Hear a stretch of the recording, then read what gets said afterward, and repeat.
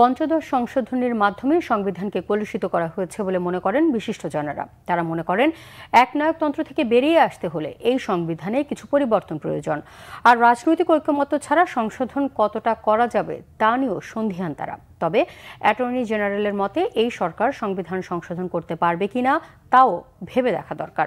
তার মতে শুধুমাত্র ভোটাধিকার ঠিক রাখা গেলেও অনেক সমস্যার সমাধান সম্ভব।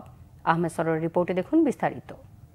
ওনারা অপেক্ষা করেছেন নির্বাচিত ছাত্র জনতার গণ অভ্যুত্থানে শেখ হাসিনার সরকারের পতনের পর সংবিধান নিয়ে বিভিন্ন মহলে শুরু হয় নানা আলোচনা সমালোচনা। কথা উঠেছে সংবিধান সংশোধনেরও। এমন বাস্তবতায় শনিবার দুপুরে জাতীয় প্রেস ক্লাবে কেমন সংবিধান চাই এ বিষয়ে সেমিনারের আয়োজন করে ল রিপোর্টার্স ফোরাম। এতে সংগঠনের সাবেক সভাপতি এবং দৈনিক ইত্তেফাকের নির্বাহী সম্পাদক সালিউদ্দিন সংবিধানের খসড়া প্রস্তাব উপস্থাপন করেন, যাতে সরকার ব্যবস্থাপনা, বিচার বিভাগ, আইনসভা, নির্বাচন ব্যবস্থা ও স্থানীয় সরকার সহ বিভিন্ন বিষয়ে ব্যাপক সংশোধনের প্রস্তাব করেন তিনি। বাংলাদেশে দ্বিকক্ষ বিশিষ্ট একটি আইনসভা থাকিবে, যাহার উচ্চকক্ষ জাতীয় পরিষদ, যাহা আমি আগে বলিয়াছিলাম, ও নিম্ন কক্ষ জাতীয় সংসদ নামে পরিচিত হইবে। জাতীয় পরিষদ রাষ্ট্রের সর্বোচ্চ নীতি নির্ধারণী ও আইন প্রণয়ন সভা। এই সংবিধানের বিধানাবলী সাপেক্ষে প্রজাতন্ত্রের আইন প্রণয়নের সমস্ত ক্ষমতা জাতীয় পরিষদের হাতে থাকিবে। বাংলাদেশের বর্তমান রাজনৈতিক ব্যবস্থা যে দল ক্ষমতা থাকে, আইনের শাসন, বিচার শাসন বিভাগের সেই সকল একচ্ছত্র নিয়ন্ত্রণ থাকে। বিশেষ করে দলীয় সিদ্ধান্ত ক্যাবিনেটের সিদ্ধান্তে পরিণত হয়। আইনসভার নামে মাত্র অনুমোদন করে। দ্বিকক্ষ বিশিষ্ট আইনসভায় উভকক্ষ এক দলের নিয়ন্ত্রণে থাকার সম্ভাবনা কম থাকে। আলোচনায় অনেকেই প্রশ্ন তোলেন সংবিধান সংশোধনের উদ্যোগ নিয়েই, আবার অনেকে প্রশ্ন তোলেন এত পরিবর্তনের আদৌ প্রয়োজন আছে কিনা। উচ্চকক্ষ নিম্নকক্ষ কনস্টিটিউশনে থাকবে কিনা, পার্লামেন্টারি ব্যালেন্স, যে একটা কনসেপ্ট তিনি রেজ করেছেন, আমি অপোজ করছি এটা। এই জন্য এইভাবে অপোজ করছি, যদি এইভাবে রিপ্রেজেন্টেটিভ ক্যাপাসিটিতে পার্লামেন্ট গঠিত হয়, তাহলে পলিটিক্যাল পার্টির কম্পিটিটিভনেসকে নষ্ট হয়ে যাবে। ডেমোক্রেসির মূল কথা কি? মাল্টি পার্টি ডেমোক্রেসি হবে, কম্পিটিশন থাকবে, আমি আমার কথা বলবো, আপনি আপনার কথা বলবেন। পিপল যে অ্যাকসেপ্ট করবে এটা উইল বি অ্যাকসেপ্টেড, পিপল যেটা অ্যাকসেপ্ট করবে না it will not be accepted. এখান থেকে নাও, ওখান থেকে নাও, ওখান থেকে নাও, আর কম্পিটিশন থাকবে না। There should be competition.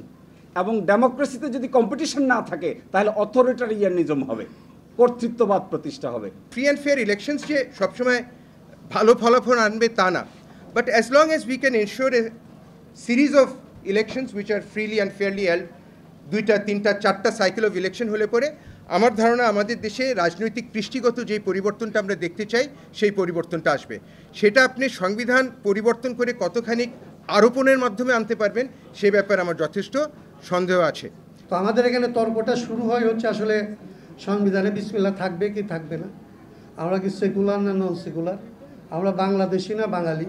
Common মিনিমামের ভিত্তিতে সারা জাতিকে যেই জায়গায় আসলে ঐক্যবদ্ধ করা সম্ভব, অন্তত ততটুকু পরিবর্তনের জন্য আমাদের জাতিকে যদি ঐক্যবদ্ধ করতে পারি, তাহলে যারা জীবন দিয়েছে তাদের এই জীবনদান কাজে লাগতে পারে এবং আমরা একটা প্রপার ডিরেকশনের দিকে হাঁটতে শুরু করতে পারি।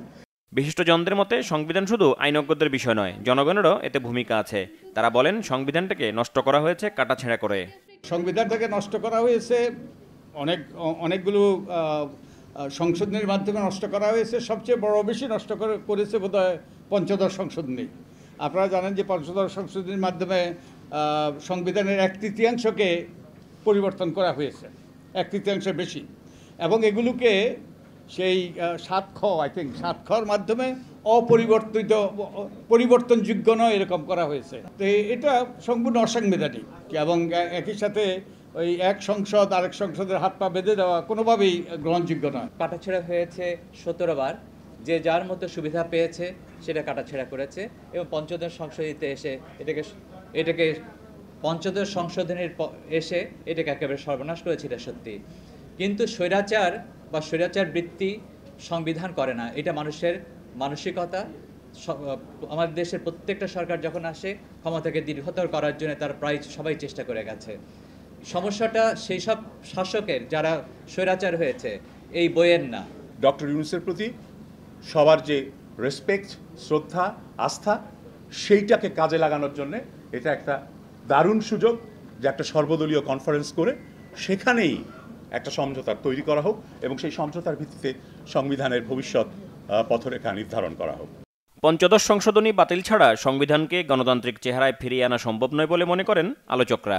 আমাদের অনেক দিনকার অনেকের কিন্তু আলোচনা আছে যে সংবিধানের শুধু সংশোধনী না, ইভেন ৭২-এর সংবিধানের বিভিন্ন ধারা নিয়ে নতুন করে চিন্তা করার প্রয়োজন আছে। ৫০ বছর অতিবাহিত হয়েছে, নতুন প্রেক্ষাপটে নতুন পৃথিবীতে আমরা বাস করি, অনেক কিছু পরিবর্তিত, অবশ্যই আমরা বিবেচনা করতে পারি, সুপারিশ রাখতে পারি। যতক্ষণ না আরেকটা সংবিধান হবে, আমাদের এই যে কাজগুলি এগুলি তারা ওই সংসদে রেটিফাই করবে। এটি আমাদের ঐতিহ্য, এবং আমরা 11 এবং 12 যে অ্যামেন্ডমেন্ট করলাম, এইগুলি আগে আমরা কিছু ইরেগুলারি করলাম, তারপরে এটাকে রেগুলারাইজ হইল ইলেকটেড পার্লামেন্টের দ্বারা। কামাল সাহেব যথার্থই বলছেন যে unless there is a political settlement between the parties, তাহলে এগুলি আসলে কাগজি বুলি থাকবে, কোনো কাজ হবে না। আমরা এখন পর্যন্ত এক্সিস্টিং সাংবিধানিক কাঠামোর মধ্যেই আছি বলে মনে হয়। সেই কারণে আর্টিকেল 93 দিকে যদি একটু তাকান, তাহলে এই প্রস্তাবনাগুলো এই সরকারের জায়গা থেকে সংবিধান সংশোধনের কোনো উদ্যোগ বা প্রস্তাবনা নিতে পারবেন কিনা, সেই জায়গাটা আপনাদের ভেবে দেখা দরকার। 93-তে অর্ডিন্যান্স আকারে আপনি সব কিছু করতে পারবেন, শুধু সংবিধান সংশোধন ছাড়া। ফলে এই জায়গাটা আপনাদের ভেবে দেখতে হবে যে এই প্রস্তাবনা, এই সংশোধনীটা আপনারা সংস্কার কমিশনের সামনে দেবেন, এবং সেই কমিশন কিভাবে কোন প্রক্রিয়া এটা আনতে পারে। কারণ আমার পার্লামেন্ট নাই এখন, আমার গণভোটের বিধান এখন নাই, গণভোট দিলে কিভাবে দেওয়া হবে, এই সব প্রশ্নগুলো এখানে যৌক্তিকভাবে আইনগতভাবে আসবে। আপনারা এই সংবিধানের মাধ্যমে, সংস্কারের মাধ্যমে একটা জায়গা আপনারা নিশ্চিত করেন, 5 বছর পর পর জনগণ তার স্বাধীন সার্বভৌম ক্ষমতা যাতে প্রয়োগ করতে পারে। সেখানে যদি নিশ্চয়তা প্রদান না করা হয়, আপনি যতভাবে প্রতিষ্ঠানকে ঢেলে সাজান না কেন, কোনো প্রতিষ্ঠানই ঠিক ওইভাবে কাজ করবে না।